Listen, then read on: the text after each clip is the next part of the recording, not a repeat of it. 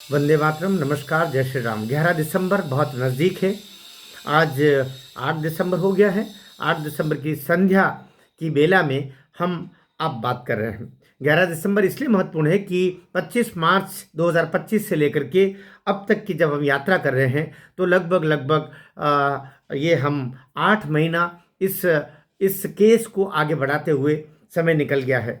अब 8 महीना अब छोटा भी नहीं होता। अब जो पहले मैं आपको कभी बोलता रहा हूँ कि हाई कोर्ट में सीधा केस गया है, इतना समय लगेगा, लेकिन अब मैं कह सकता हूँ अब और आगे समय लगना मतलब उसको फिर कहीं न कहीं प्रोलॉन्ग करने का षड्यंत्र बड़ा है, ये हम मान लेंगे। अभी बात कर रहे हैं कि आरंभिक रूप से कुछ जवाब भी पहले भी आया है और अभी उसका अनुपूरक जवाब फिर आया है, जिसको अंग्रेजी में रिजॉइंडर बोलते हैं।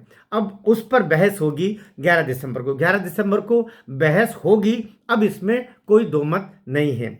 अभी जो सूचनाएं प्राप्त हो रही है कि मातोश्री का दरवाज़ा ज़्यादातर बंद रहने लगा है। मातोश्री में जो मिलने के लिए लोगों का कतारें लगा करती थी, अब वहाँ पर कौवे भी नहीं जाते हैं, कुत्ते भी बाहर इधर उधर घूमते हुए दिखाई नहीं दे रहे हैं।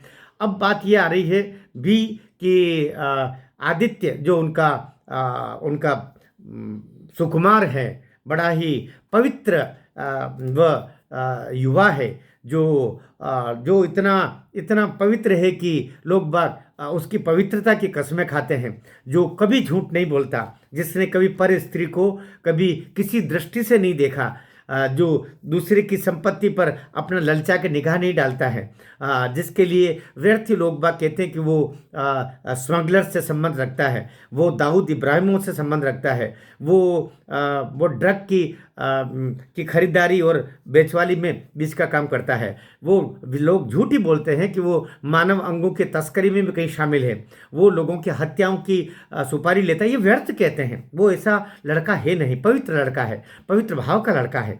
और लेकिन अभी वो पगलाए से इसलिए कि अपने ही कमरे में बंद रहता है। कहते हैं कि वो ज़्यादातर समय अपने कमरे में बंद रहता है, अकेला ही मोबाइल चलाता रहता है। पता नहीं अकेला मोबाइल चलाते हुए क्या उसे वो वापस अपने किए का पश्चाताप के क्षण तो नहीं बिता रहा है। व्यक्ति क्या है, बहुत सारे जब पाप कर लेता है तो फिर अकेले में बैठ के वो पश्चाताप करता है। वो सोचता है काश काश कि मैं एक समय मेरे पास में मेरे पिताजी मुख्यमंत्री हुआ करते थे, मैं कैबिनेट मंत्री हुआ करता था। एक वो समय था जब बड़े बड़े नेता मिलने के लिए मातोश्री में दरवाजे पर अपना मत्था रगड़ा करते थे।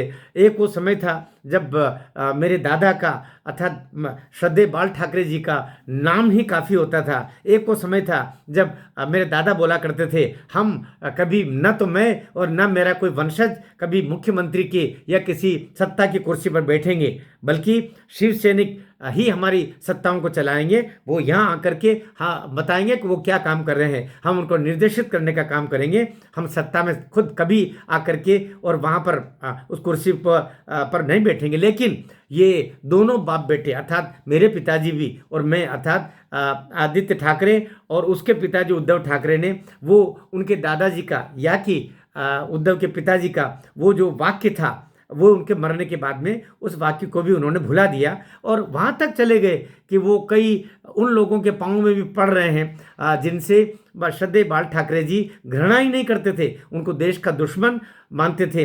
इतना कि उन्होंने डंके की चोट पे बोला था जब भाजपा और कई कई लोगों ने कहा था कि ये जो ढांचा हमने नहीं गिराया, तब श्रद्धेय बाल ठाकरे जी ने सीना ठोक के मीडिया के सामने कहा था मेरे शिव सैनिकों ने ये ढांचा गिराया है। ये इतना कहने का जो सत्य के पर्यायवाची थे, जिनके नाम की सौगंधे लोग आज भी लेते हैं, ऐसे परिवार की ये जो नामुराद संतानें हुई जो कहते हैं कि दिन भर बंद रहता है, अब वो पगला पगला सा गया है। समय पर खाना जो रखा जा रहा है वो भी खाना खाता नहीं, वो खाना सुबह का खाना शाम को, शाम का खाना सवेरे, ऐसा पड़ा रहता है। अब या तो उसको वो सताने लगा है काश कि मैं दिशा सालियान की हत्या ऐसे नहीं करवाता। अब उसको या तो पछतावा हो रहा है मैं काश उस तरीके से पार्टी में उसका हत्या से पहले उसका रेप और सामूहिक बलात्कार और ये सब उसके साथ पापाचार नहीं करता। अब उसको लग रहा होगा कि उसके एक सप्ताह बाद फिर सुशांत सिंह राजपूत को मैं न मरवाता। काश उसको लग रहा था लग रहा होगा अब कि मैंने जितने पाप किए हैं वो पाप इतने हो गए हैं, ये पाप का जिसको बोलते घड़ा भरना, वो घड़ा भर गया है और 11 दिसंबर को ये घड़ा भर के फूटने वाला है। मैं सोचता हूँ उसी उसी उसी भय, उसी पश्चाताप, उसी पाप के बोझ से वो कमरे में घुसा रहता है और हर समय हर समय हर समय हर समय एक पगले सी जैसी बातें करता है, और जो कमरे के अंदर भी जाता है तो उससे भी सीधे मुंह बात नहीं कर रहा है। ये स्थितियां अब उसकी हो गई है। ईश्वर, क्योंकि जिसको ईश्वर सजा देना वाला होता है तो वे बराबर परोक्षता उसकी क्रियाएं शुरू कर देता है। मुझे लगता है 11 दिसंबर से पहले ईश्वर सजा देने के क्रम शुरू कर चुका है। जहाँ को प्रभु दारुण दुख देई ताकि मति पहले हर लेई, आदित्य की मति हर ली है। अब दारुण दुख देने का, कठिन दुख देने का, भयंकर दुख देने का, और अब उसको शापित जीवन को, शाप को भोगने का समय आ चुका है।